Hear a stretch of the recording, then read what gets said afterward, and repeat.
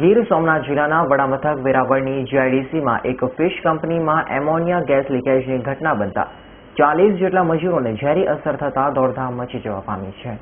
વેરાવળની જીઆઈડીસીમાં આવેલી એક સિક્યુરિટી કંપનીમાં આજે વહેલી સવારે 8:30 વાગ્યાના સુમારે અકસ્માતે એમોનિયમ ગેસ લીકેજ થતા બાજુમાં આવેલ અન્ય કંપનીમાં કામ કરતા મજૂરોને ઝેરી અસર થવા પામી હતી અને આ મજૂરોને ગભરામણ અને ઉલટીઓ થવા લાગતા તાત્કાલિક પ્રભાસ પાટણ સામૂહિક આરોગ્ય કેન્દ્ર અને ખાનગી દવાખાનામાં સારવાર માટે ખસેડવામાં આવ્યા હતા।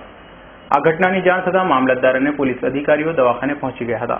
ત્યારે તંત્રના જણાવ્યા મુજબ જીઆઈડીસીમાં આવેલી મીરા સી ફૂડ નામની કંપનીમાં ગેસ લીકેજની ઘટના ઘટી હતી, જેની અસર બાજુમાં જ આવેલ દેવ સી ફૂડ કે જે હાલ KR સી ફૂડ નામની કંપનીમાં કામ કરતી મહિલા કર્મચારીઓને થવા પામી હતી। શું ઘટના ઘટી છે આજે સવારે 8:45 વાગ્યાના અરસામાં જીઆઈડીસી પ્રભાસ પાટણ મીરા કારખાનું છે। મીરા કારખાનામાં કોઈ પણ કારણોસર ગેસ લીકેજ થયો। ગેસ લીકેજ થયો એટલે બાજુમાં આવેલ જે દેવ કારખાનું છે, અત્યારે KR સી ફૂડ નામ છે, એમાં હવાનો જે જોકો આવ્યો બાજુનું કારખાનું છે, એટલે બાજુમાં ગેસની અસર થઈ। દેવ કારખાનામાં જે કામ કરે છે મજૂરો લેડીઝ વગેરે અંદાજે 40 જેટલા મહિલાઓને અસર થઈ અને 25 જેટલા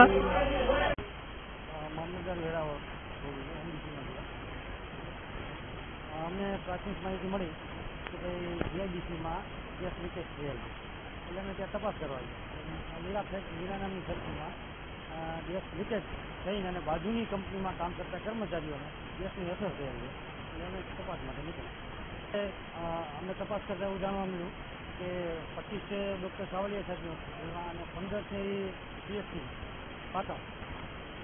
હાલ 40 જેટલા કર્મચારીઓને સારવાર માટે ખસેડવામાં આવ્યા છે, જ્યારે ઘટના અંગેની આગળની કાર્યવાહી પણ હાથ ધરવામાં આવી છે।